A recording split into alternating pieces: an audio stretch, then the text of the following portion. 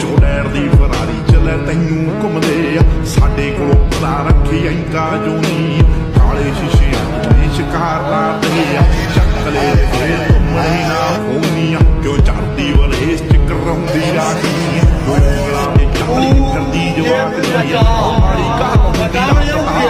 ਆ